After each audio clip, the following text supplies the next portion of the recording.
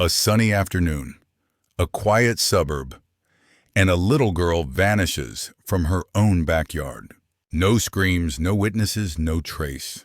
For 7 years, her family searched, prayed, and slowly unraveled until one evening, her father made a discovery so disturbing it reopened the entire investigation and led to a truth no one was prepared for. This story is about loss obsession and what happens when justice comes far too late.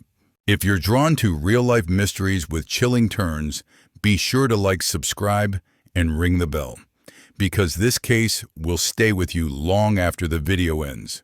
Introduction.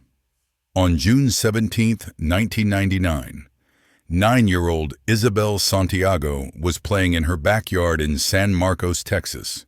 Her mother went inside to answer a phone call. When she came back out, Isabel was gone. The gate was closed. The dog didn't bark. There was no sign of struggle. She had simply vanished. The last time anyone saw her. It was 4:12 p.m. when Isabel was last seen. Neighbors reported seeing her playing with her jump rope. A few even recalled hearing her sing to herself. At 4:16 p.m., her mother returned to the yard. Isabel's jump rope lay in the grass. She was nowhere. Police were called within 5 minutes. Search dogs, helicopters, volunteers combing the nearby woods. By sundown, over 150 people were looking for her, but no one found anything. Not even a footprint. The investigation begins. The Santiago family was devastated, but not helpless. Isabel's father, Marco, made it his mission to stay on the case. He hung flyers, distributed photos, talked to every local news outlet.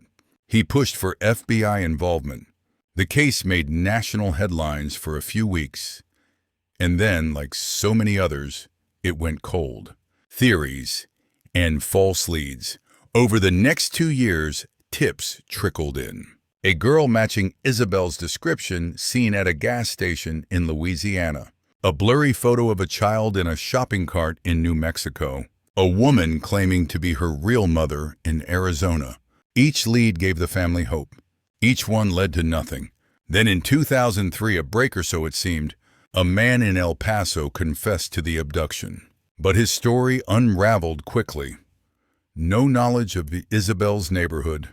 No details of the backyard. No idea about the jump rope. Just another lie from a serial confessor. The case returned to square one. The father who wouldn't let go.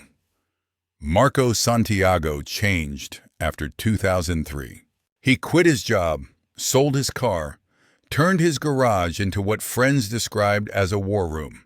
Photos, maps, strings between pins. Boxes stacked floor to ceiling with every article, police report, and private tip he could gather. People called it obsessive. He called it being a father. A map with one missing pin. In 2006, 7 years after Isabel's disappearance, Marco revisited every location ever mentioned in the search. He made a massive wall-sized map, but one thing bothered him. A wooded property just 2 miles from their old home owned by a retired man named Felix Duarte. In the original search logs, it had been marked as cleared, but Marco couldn't find any record of what cleared meant. No photos, no dog team assignment, no grid notes. It was as if the site had been skipped entirely. The discovery. On September 23, 2006, Marco trespassed. He didn't care. He walked into the overgrown yard with a shovel, a flashlight, and a photo of Isabel in his wallet. He reached the edge of the woods behind Duarte's home, and then he saw something. A pile of bricks, out of place, unnatural, covered in moss, partially sunken. He pulled them away, one by one, and there just beneath, wrapped in layers of plastic, was a small pink sweater. The same one Isabel had been wearing the day she disappeared. DNA doesn't lie. Marco brought the sweater directly to the police station. It was faded, fragile, and partially decomposed, but unmistakable. The pink hoodie with a single unicorn patch on the shoulder. Detectives sent it for forensic analysis. 2 weeks later, the results came back. Isabel's DNA was on the collar. And underneath that, someone else's. The man behind the fence. Felix Duarte was 73. Retired from the Postal Service. Widowed. Quiet. He had lived alone on the wooded property since 1994. He had no criminal record, no complaints, no known connection to the Santiago family. But now he was a suspect. Police questioned him. He denied everything. I never saw the girl. Never touched her. Don't know who she is. But when shown the pink sweater, his hands trembled. I want a lawyer, he said. The Backyard Labyrinth police returned to the Duarte property, this time with a warrant. They brought cadaver dogs, ground-penetrating radar, and excavation teams. Over the course of 5 days, they uncovered a hidden crawl space beneath an old shed. Duct tape, rope, and a rusted child's bracelet. Bone fragments later confirmed to be non-human, possibly pig. And tucked beneath the crawl space, a shoebox. Inside the box were a pair of child sandals, several clippings of hair tied with ribbon, and a photograph. The photograph. It was taken from behind a chain-link fence. The angle suggested it was shot from the Duarte property, aimed directly at the Santiago backyard. And in the center of the frame, unmistakably, was Isabel, sitting on the grass, playing with her jump rope. The timestamp on the photo. June 15th, 1999, 2 days before she vanished. Building the case, Duarte was arrested on suspicion of kidnapping and obstruction of justice. But without a body, the DA hesitated. They needed more than a sweater and a photo. They needed something irrefutable.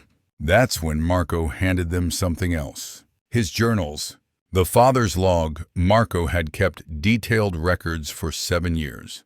Times, weather, police names, license plate numbers, dreams, gut feelings. And buried in one of those notebooks was a drawing Isabel had made the week before she disappeared. A simple sketch. Crayon on printer paper. It showed a man on the other side of the fence. He had glasses, a blue hat, and in the corner Isabel had written, "He watches, the trial that never happened." The prosecution gathered enough evidence to indict. In May 2007, Duarte was officially charged. But he would never stand trial. 3 days before the preliminary hearing, Duarte was found dead in his cell, apparent suicide. No note, no confession, just silence, once again. Then, something unbelievable happened. In October 2007, just 5 months after Duarte's death, a girl walked into a hospital in Houston. Thin, dirty, dazed. She said nothing for hours. Then quietly she whispered, "My name is Isabel Santiago." The hospital room doctors and psychologists gathered in stunned silence. The girl had no ID, no parents with her, only scars, some old, some fresh, and a single name, Isabel Santiago. When questioned, she grew quiet, shaky, withdrawn, until one nurse showed her a photo of Marco, her father. Her eyes welled with tears. "He never stopped looking for me," she whispered. Reunion and DNA. Marco was flown in the next morning. He walked into the hospital unsure if the miracle was real. But the moment he saw her frail, curled up on the bed, he knew. "Mia!" He choked, falling to his knees. They embraced. For the first time in 7 years. The state ran DNA tests within 48 hours. Results confirmed. This girl was without doubt Isabel Santiago. Where had she been? What followed was weeks of delicate interviews with trauma specialists. Isabel's story came out slowly, halting, broken and painful. She described being lured from the backyard by someone she trusted. He said he knew her father. He had gifts. He had games. When she got close, he grabbed her. She was placed in the trunk of a car, drugged, taken to a house with boarded windows. There she was kept, fed sporadically, rarely spoken to. Sometimes alone, sometimes not. Multiple locations. Isabel remembered being moved at least 4 times. Always at night. Always while asleep or drugged. She remembered a red shed with a tin roof, a mattress on the floor, a metal gate that clicked shut, a woman's voice, stern, never kind. She had no clear memory of seeing Duarte, but when shown his picture, she nodded faintly. He was one of them. The network investigators realized something horrifying. This wasn't the work of one old man. There had been others. The woman's voice, the movement across state lines, the controlled silence. It pointed to something much darker, a trafficking ring, and Duarte was just one node in the chain. Why she escaped. In September 2007, Isabel had been left in a garage, unchained, unwatched. She pushed open a door, walked for nearly an hour, and finally collapsed outside a Dollar General in rural Texas. A clerk called 911. They thought she was homeless. They had no idea she was the answer to a 7-year mystery. The investigation widens. With Isabel's return, the FBI stepped in. Dozens of cold cases were reopened looking for other missing girls, similar circumstances, unexplained property purchases, or other links to Duarte. Several leads emerged. A home in Arkansas burned to the ground weeks after Duarte's arrest. 2 women in New Mexico who went missing in 1998 and 2001. A ledger found beneath Duarte's floorboards with only initials and dates. One set of initials read IS 6/17/1999. The unanswered questions. Was Duarte the ringleader? Was he just a collector? Had Isabel been sold, traded, hidden? We may never know. He died before trial. He took his secrets with him. But one thing was certain. He had underestimated a father's determination. Healing begins. Isabel's return was national news. Headlines read, "Girl found after 7 years in captivity. The father who refused to give up. Texas miracle. Isabel Santiago comes home." But behind the cameras and microphones, reality was much more fragile. Isabel struggled with panic attacks, food sensitivity, and night terrors. She didn't like to be alone, especially in silence. And she avoided windows, always. Marco's new mission. For Marco, the search had ended. But a new journey had begun. He no longer spent his days building case files. He spent them learning how to parent a daughter who had lived through hell. He joined trauma support groups, hired full-time counselors, taught himself how to cook the only meals she would eat. And every night, he sat beside her bed until she fell asleep, holding her hand just like when she was 5. Justice, even without a trial. Although Duarte was gone, the district attorney moved forward with posthumous charges, a symbolic but powerful act. This allowed investigators to declassify the case file, publicly link Duarte to Isabel's disappearance, officially declare her recovered alive. The act gave the Santiago family and the public a small piece of closure. The national ripple Isabel's case sparked a federal review of other cold cases. Over 40 investigations were reopened nationwide. In the process, several suspicious properties were searched in Utah, Arizona, and Oklahoma. In one case, a missing girl's backpack gone since 2000 was found buried in a concrete slab in rural Nevada. And in another, a child's name written in crayon on the wall of an abandoned trailer matched a girl still listed as missing from 1996. Isabel's escape wasn't just a miracle, it was a catalyst. Rebuilding identity, Isabel changed her name legally at 18. Not out of shame, but to start fresh. She kept Isabel as her middle name. She finished high school via online classes, then enrolled in a psychology program inspired by the very therapists who had helped her piece herself back together. Her goal? To help kids who were like me, who came back but didn't know how to live again. The interview. In 2015, at age 25, Isabel sat down for a single televised interview. It aired on national television. She wore a simple blue blouse. Her voice was calm, but her hands fidgeted in her lap. When asked what she remembered most about the day she was taken, she said, "How quiet it got. The birds stopped. The air changed. And then I wasn't home anymore." When asked what saved her, she answered, "My dad. I could feel him searching. Even when I was far away, I felt it." The fence still stands. The Santiago home was sold in 2002, but the backyard fence, the one Isabel had been taken from, still stands. To this day, neighbors say they sometimes see Marco now graying and slower standing by it. He doesn't knock, doesn't ask to come in. He just looks, then nods, and walks away. The Quiet Legacy. In 2017, a new nonprofit launched quietly in Austin, Texas. It's named the Santiago Project. Its mission: to support families of long-term missing children, provide investigative resources, and advocate for federal-level reforms. The founder, Isabel Santiago. More than a survivor, Isabel never considered herself a victim. Not even a survivor. "I'm a signal," she once said, "that people can be found. That time doesn't erase everything.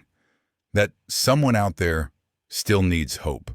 The Santiago Project has since helped reopen over 100 stalled missing persons cases, funded 3 full-time private investigators, created a digital database for high-risk abductions with forgotten or misclassified files, reunited 2 families with missing children once thought lost forever. Marco's book. In 2020, Marco released a memoir, The Fence and the Flame. It tells the story not just of the investigation, but of the love that burned through 7 years of grief. The book opens with a simple sentence, "I never heard her scream, but I felt her go," and ends with, "And when she came back, so did I." Unanswered questions. Despite Isabel's return, some questions still linger. Who else was involved? Was Duarte working alone at times, or part of a larger network that has simply gone dark? Could other children still be alive, hidden, or trapped? To this day, some believe Duarte was a middleman, a gatekeeper for a trafficking ring that's still operating under new names in new towns using new tactics. But what the Santiago case proved was this: even one determined voice, one father, can force a crack in the silence. A message to other families. In her final line of that 2015 interview, Isabel turned to the camera and said, "If your child is missing, don't let anyone tell you it's over. There's no such thing as too long. There's no such thing as too late." If Isabel's story touched you, if Marco's devotion inspired you, comment, subscribe. Because stories like this aren't just tragedies. They're reminders of what it means to fight for those we love, no matter how many years have passed. Until next time, stay hopeful, stay watchful, and never stop searching.